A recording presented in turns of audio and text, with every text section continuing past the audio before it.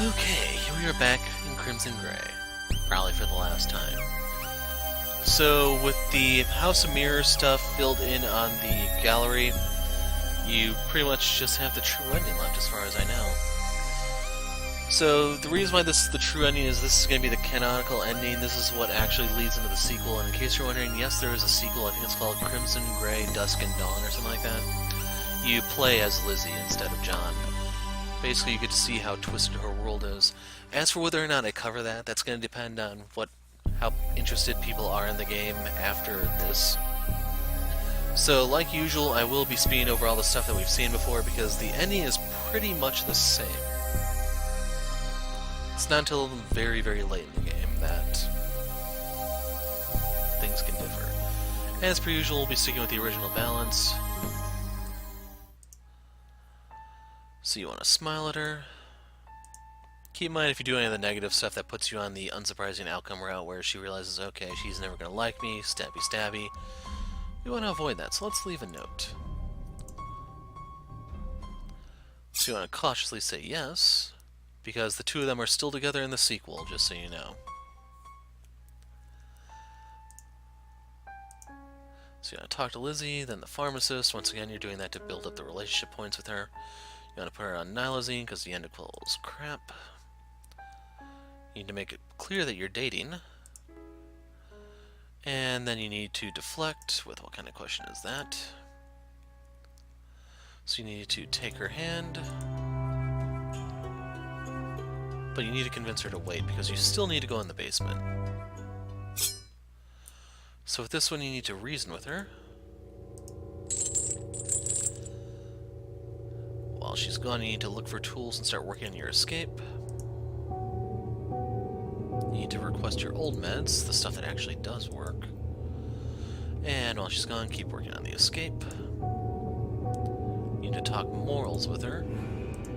Basically try to get a leash on her to a degree. You need to make something for Lizzie. That way she knows you care. You want to disagree so that she knows you're comfortable disagreeing with her. You need to actually get out. And as per usual, you want to stay in the basement. So, this is basically everything I think we did in the caretaker route. And then we asked for the Paxstein to basically relapse. Here you want to lie. I don't know. This vacation was weird. I felt okay. Not great, but okay. Were you able to take a trip with your family? A change of scenery might have done you some good. Nah, we didn't do anything. But I guess a few things have changed for me lately. Maybe you're right. Apparently Mrs. Smythe thought he was doing better because she ended their session early and let him go home. On his way out, he spotted Lizzie watching from the shadows. He smiled at her and she smiled back, but that was all.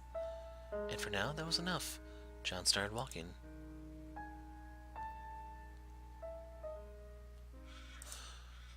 His time with Lizzie was strange. At times she's even sweeter and more devoted than before, but occasionally she showed flashes of something else. Once a classmate happened to smile at him. Lizzie explained at length how she wanted to dismember the other girl one limb at a time. John just held her and stroked her hair. Maybe he was going crazy, but he no longer minded those parts of her. He much preferred Lizzie to one... He much preferred that Lizzie to one who tried to hide her true nature from him. He wasn't sure if it was his imagination, but he almost felt as if there was a little more color in the sky than there had been before. Eventually he sat back and pondered how to go forward. This isn't working. We need to come up with something else. When I was at your house, you made some pretty strong statements about Koitek. Do you know anything about them? Nothing specific, I just have a strong feeling that you shouldn't get involved. I think you were right about the Paxstein, so I'm happy to take you seriously. But I don't think I want to go full conspiracy theory yet. And even if it was true, what could we do? I mean, we're just a couple of kids. It's not like their secrets will be printed in the local paper. Maybe it's best that we don't worry about them. For now. For now, sure, but later, if there's any chance that we learn more about you. Not to try to change you, Lizzie, but you want to know, don't you? I don't care, but if you think it's important, then it's important to me too. But yes, maybe now isn't the best time. We're too young to deal with something like this. If any of this is true, I wonder if we'll ever be old enough for it. There's something I wanted to ask you. It's not so important, but it's soon, and it matters to me. Of course, go ahead. What is it? County fair is coming up. Can we go together? Lizzie met him at the edge of the fair, shooting from foot to foot eagerly. Her face lit up when she saw him, and she immediately hurried to meet him. You're finally here. This is going to be so much fun. I'm glad to spend time with you, but honestly, I haven't gone to the fair in a few years. I'm sure we'll have fun. Besides, the important thing is that people will see us together. What? Date doesn't really count unless a guy's willing to go to the fair with you. Guys don't talk like that? No, for most guys, it's more about getting laid. Well, I want to do that too. Let's go check out all the attractions first. For a while, they just wandered, checking out all the attractions. Since the fair was still getting started up, it was easy to grab some food and cotton candy, which Lizzie happily fed in pieces of while they walked. Honestly, though, the idea of people thinking of them as boyfriend and girlfriend felt wrong. Too trivial.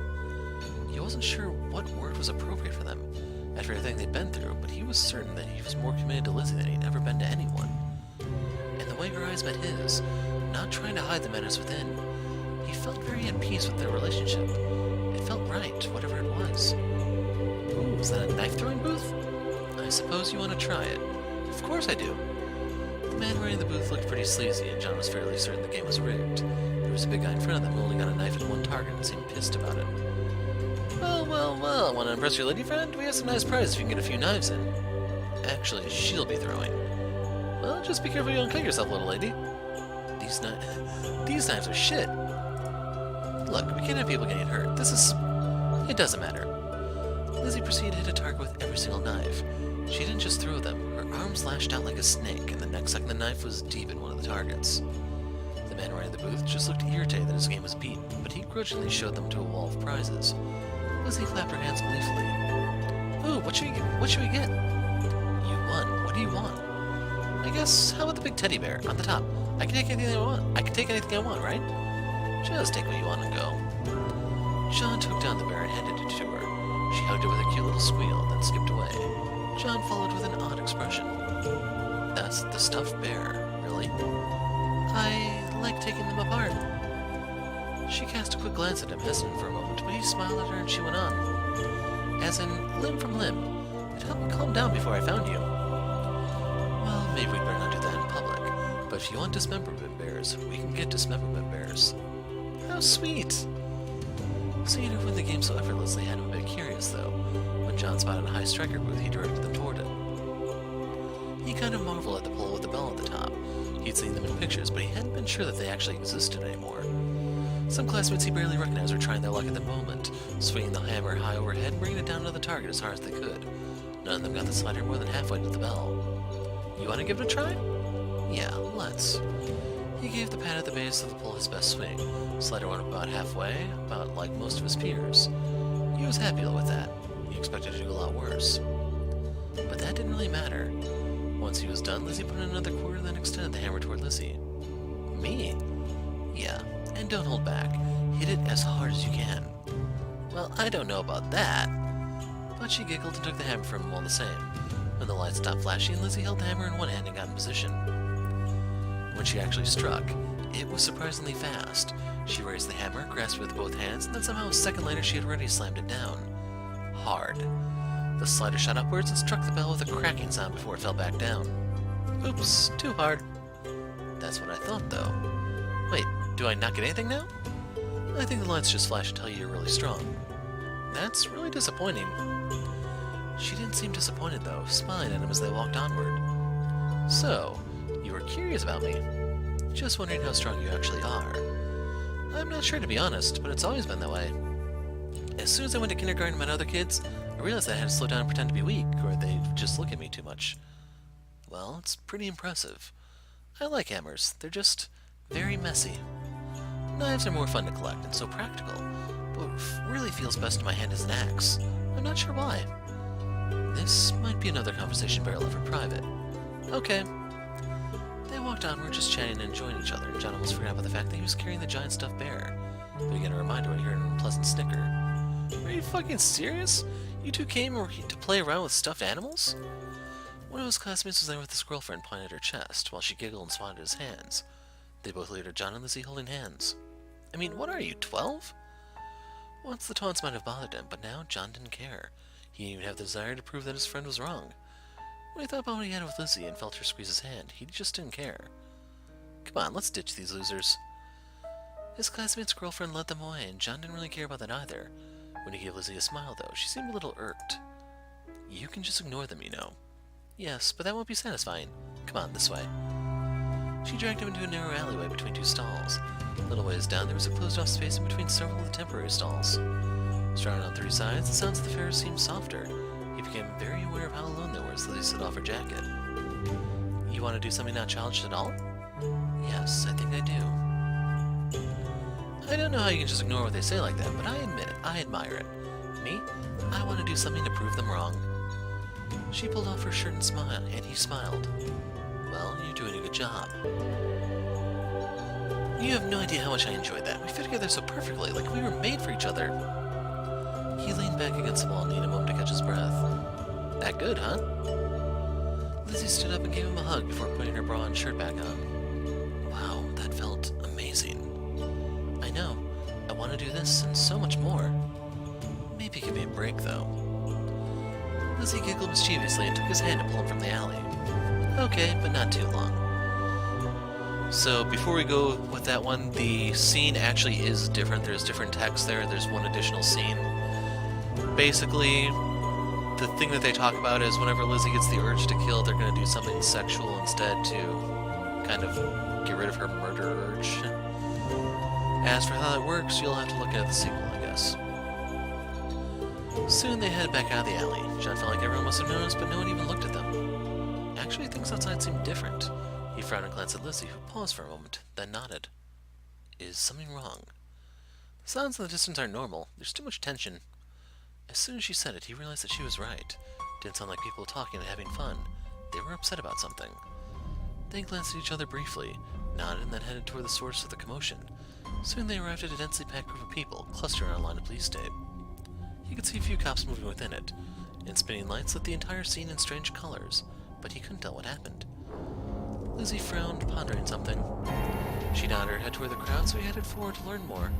He found a familiar face in the crowd and tapped her shoulder. Hey, what's going on? God, it's horrible. Someone from our school was killed. Who? His face was taken off entirely. They're still trying to identify him. Oh, shit. Do they know who did it? They say... I can't believe this, but they said it was some girl from our school. She stabbed two of the police officers, like with a knife. They were rushed to the hospital. Whoa, what about her? They shot her, seriously. Or at least that's what I heard. I just got here in time to see the body before they covered it up, but I didn't see the violent part. How horrible. Thanks for telling me, though. His classmate went back to staring at the crime scene, so he let himself drift back to Lizzie. Her eyes had grown serious, so he followed her as she put some distance between them and the crowd.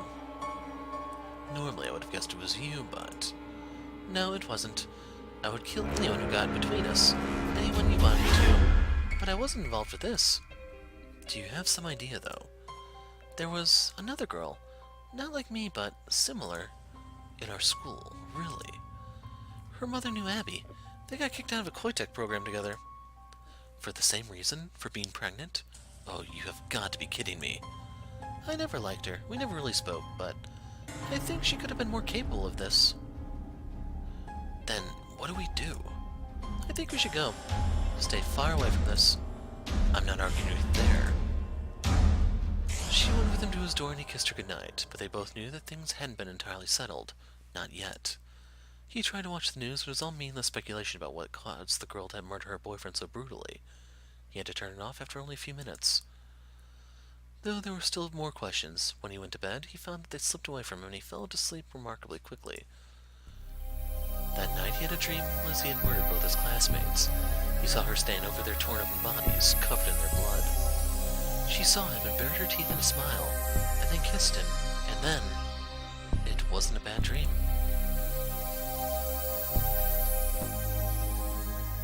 The next morning, John woke feeling the best he'd felt in a long time. He tried to remind himself that most people would be in mourning over the two murders the night before. The school had the flag at half-mast, yada yada yada. That day, he and Lizzie were even closer than before. When he saw her eyes light up whenever she looked at him, he felt like he could really be together with her forever. He wasn't sure exactly what approach he was going to take. Then abruptly it didn't matter. Lizzie was in the warehouse, and she winked at him. A second later, one of the soldiers fell with a gurgling cry. Everyone's eyes were drawn to him and the knife in his eye, except for John, who looked in the other direction. Sliding up behind another of the soldiers, Lizzie drew her axe across his throat. Damn it, take her down. We need her alive. Unfortunately for the soldiers, Lizzie was under no such restrictions. She was enormously outnumbered, but she swept through the group, axe flashing brutally. They began using rubber bullets on her, and though some hit each other, a few managed to strike her. Lizzie slowed, faltered, and eventually they tackled her to the ground. John! She said his name only once while they wrestled her into the chair beside him, but it broke his heart. He wished he could do something, but he was helpless against trained soldiers. They had been cleverly concealed, but John realized that the chains had sturdy straps designed to bind someone completely in place as they pinned Lizzie to her chair. He realized that they were coming for him the next second and panicked, raising his hands. No, please, I'll cooperate. Please don't hurt me. He's harmless. Stay there and shut up, John. Mrs. Smythe walked to stand in front of Lizzie, staring down at her like she was a repulsive insect. If I had my way, we'd have exterminated you already, but the board is apparently interested in what we might learn from you. Given your performance just now, it seems they were right. What are you going to do to her?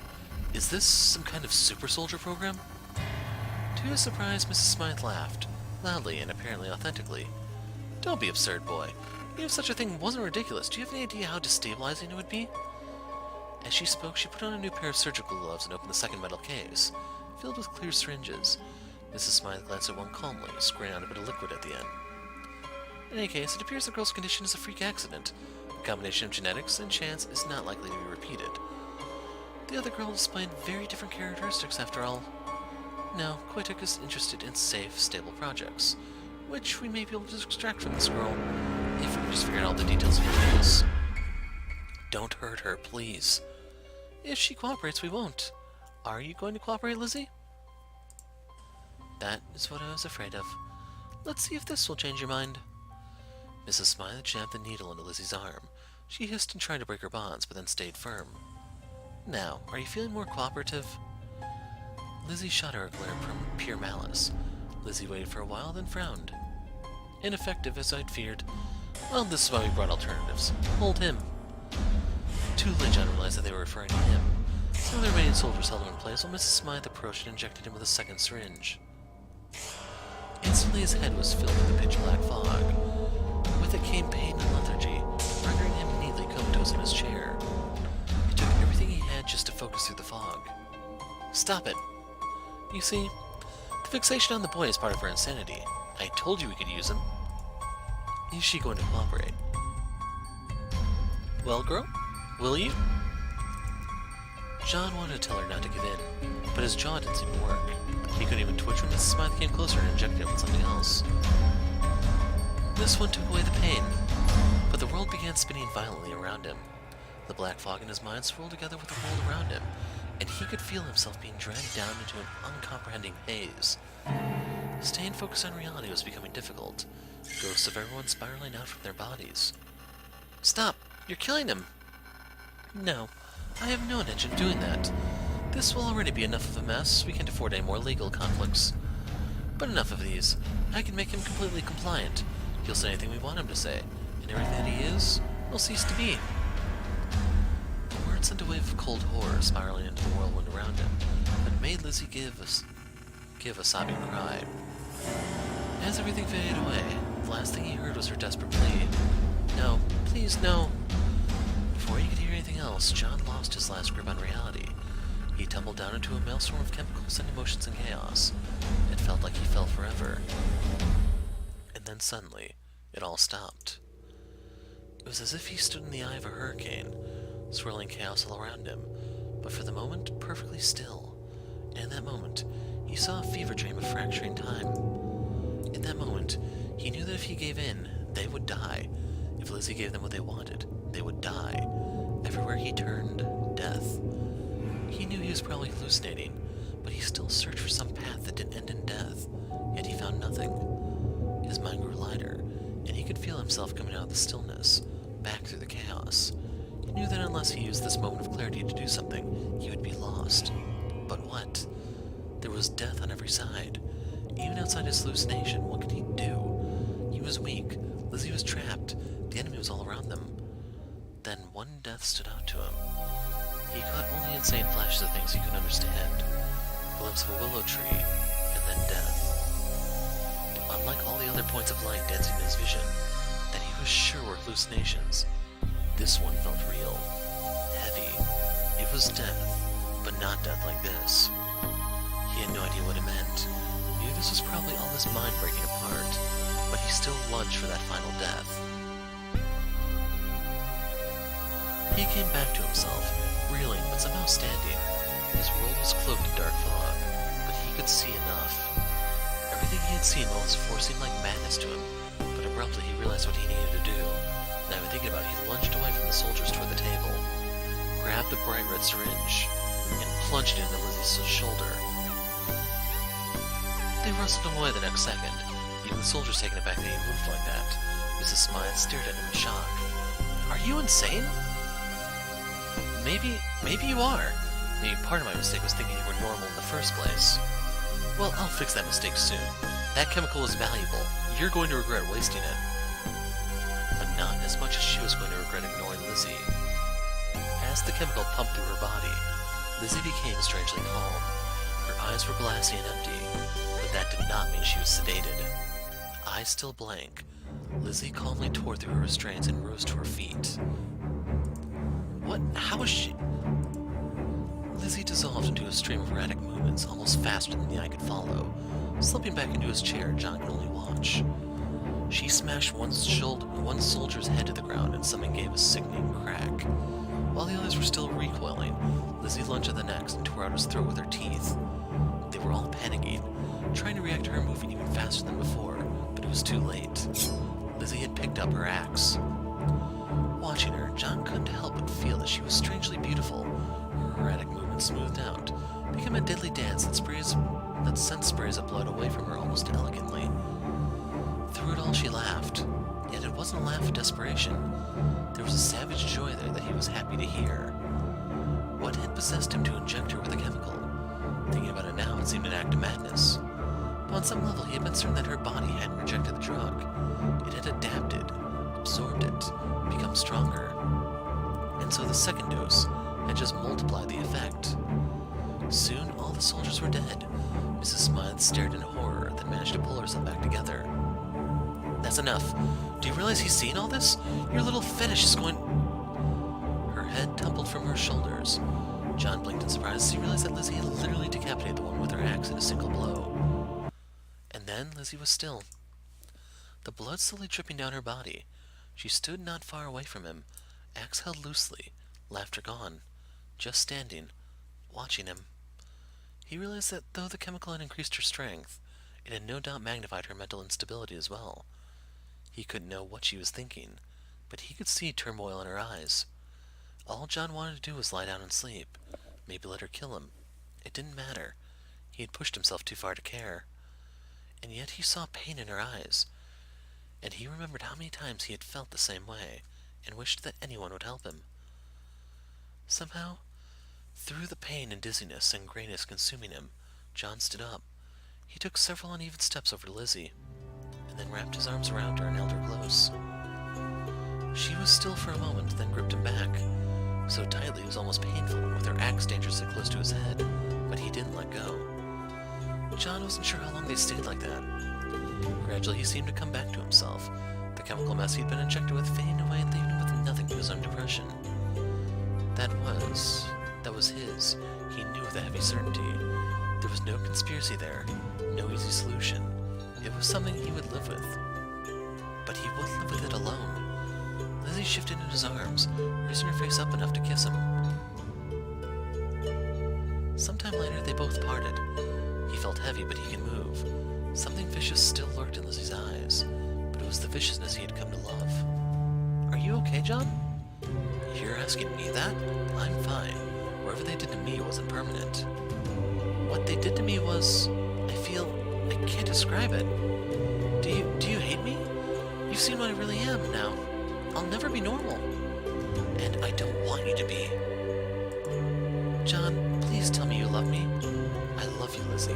I always will. Yes. I love you so much I would slaughter every single person in this world just to be with you a second longer.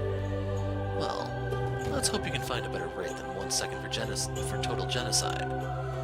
Lizzie gave a brief little laugh. She sounded almost normal for a moment, and that single moment helped both of them return to themselves a little. This is really a mess. We'll have to leave. If we stay here too long, they'll find us. Is there any hope? I think they contacted Koitek headquarters about us. No, they didn't. I destroyed their communication system first. She gave him an odd grin, a mix of nervousness and a vicious satisfaction. I wanted to come after you right away, throw myself at them until they were all dead and you were safe. But then I remembered all my time with you. I want to be with you forever, John. We have to make that happen. But how? All of this. It will hurt them too. They're already under government scrutiny, and the way they work with the local police is definitely corrupt. They can't afford to push on this. But they wouldn't forgive us for this. Then we'll just have to make sure they never find out, won't we? She smiled and he smiled back. Lizzie extended her hand, still covered in blood, and they held hands while they set about cleaning up the bodies. And that's the true ending. So there's all the credits. Decanter is the guy who made the walkthrough that I was looking at for the various things. Not entirely sure who the other guys are, though.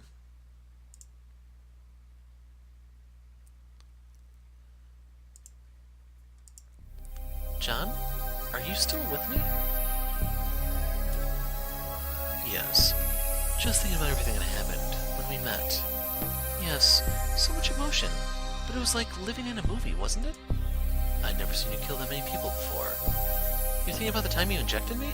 Oh, he's such a romantic. When we first met, you said you found me. It wasn't only that. I found you. If I hadn't, I don't know if I would have survived.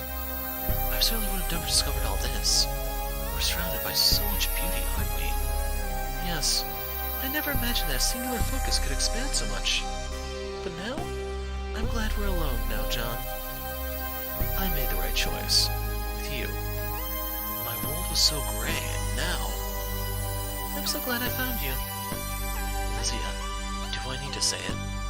No, I already know. But you can say it one more time if you want.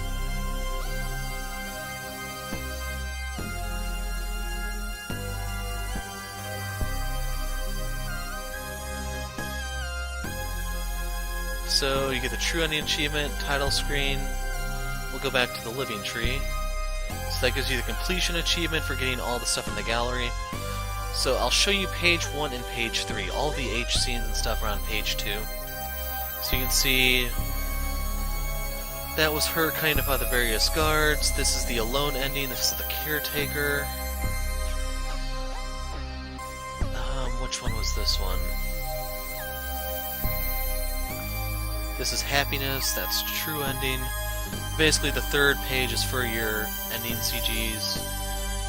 First one are for various parts of the game. This is the Unsurprising Outcome, hopefully this is what I'm saying. I forgot which, this is actually another one of the ending CGs. And yeah, so if you follow this playthrough, you'll see how to get all the CGs if you want to complete the collection. As I said, there is a sequel where you get to see things from Lizzie's perspective. It's not the same story, it's supposed to be a literal sequel. Once they've actually gone through all the madness, Lizzie tries to find stability and so on. I imagine John still has all of his depression and so on. But yeah, that was Crimson Gray. The perfect game for Valentine's Day, wouldn't you say? So, overall, if I had to rate the game, it was pretty decent. I like that it was... like, the brevity of the game wasn't really a problem just due to the variety of options. Like, the different choices you made actually took you to different places, which was kind of nice. Like, it gave you reason to think through some of your choices because it actually mattered. They weren't going to pull one of those things at the very end where, haha, no, it doesn't matter. Granted, there are only like 5 or 6 ending routes and you're going to get forced on one of them, yes. But still, it's a different ride, there are different things that you see, and I enjoyed the game. I don't actually know what the price is that you can pick it up at, but it'll be on sale eventually, even if you're still on the fence, and, well, you have to make the call. Do you want to embrace the madness, or are you comfortable just sitting back there and watching it unfold before you? But yeah, that is it for now, so I'm going to move on to a different visual novel project, and hopefully I'll see you guys there. I'm the Hero of Light. Thanks for watching, and goodbye.